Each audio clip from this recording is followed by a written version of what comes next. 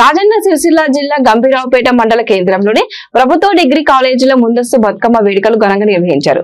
ఉపాధ్యాయులు విద్యార్థులు కలిసి విభిన్న రకాల పూలతో బతుకమ్మలను పేర్చి ఆనందోత్సవాలతో బతుకమ్మ ఆడారు. డిగ్రీ కాలేజీ ప్రిన్సిపల్ విజయలక్ష్మి మాట్లాడుతూ పిల్లలకు సంస్కృతి సాంప్రదాయాలు తెలవాలని వారితోనే బతుకమ్మను పేర్చి బతుకమ్మ ఆడించడం జరిగింది అన్నారు. 9 రోజులు చేసుకునే పండుగలో 9 రకాల నైవేద్యాలు చేయడం జరుగుతుందని అన్నారు.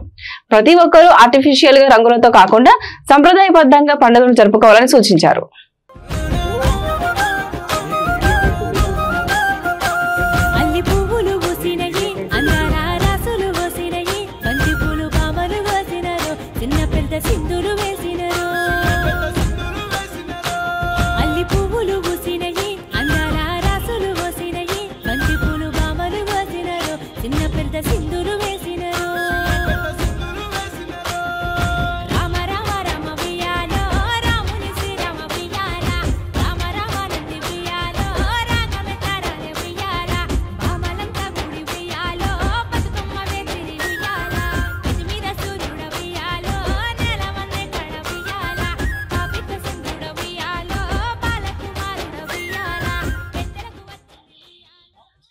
ప్రతిపాదించే పండుగ బతుకమ్మ పండుగ.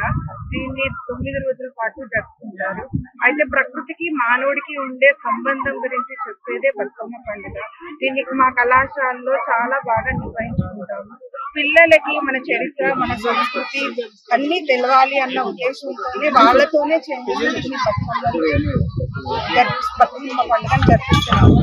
అయితే మనం తెలుసుకోవాల్సింది ఏంటంటే 9 రోజులు చేసుకునే ఈ బతుకమ్మ పండుగలో 9 రకాల నైవేద్యాలు పెడతారు. ఆ 9 రకాల నైవేద్యాలన్నీ చిరుధాన్యాలతో వాటితో తయారు చేస్తారు.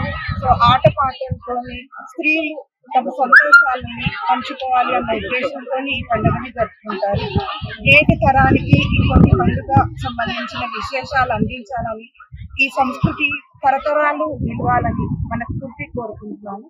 అయితే ఇక్కడ మనకు జరిగే ఒక నష్టం ఏంటి అంటే కొన్ని రంగులు, వాటిని రసాయన పదార్థాలు వాడి పువ్వుల మీద నీళ్ళల్లో కలపడం జరుగుతుంది. దాని వల్ల చాలా నష్టాలు కలుగుతాయి. అట్లా కాకుండా ప్రకృతి సిద్ధమైన పండుగని మనం ప్రతిపాదించే పండుగ బతుకమ్మ పండుగ. దీన్ని 9 రోజుల పాటు జరుపుకుంటారు.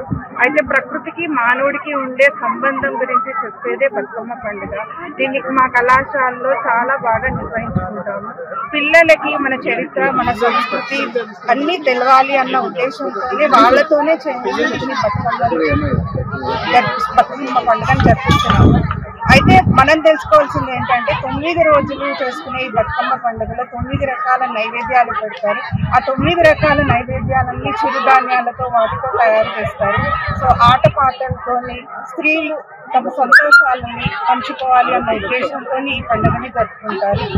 నేటి తరానికి ఈ కొన్ని పండుగ సంబంధించిన విశేషాలు అందించాలని, ఈ సంస్కృతి తరతరాలు నిలవాలని మనస్ఫూర్తి కోరుకుంటున్నాను.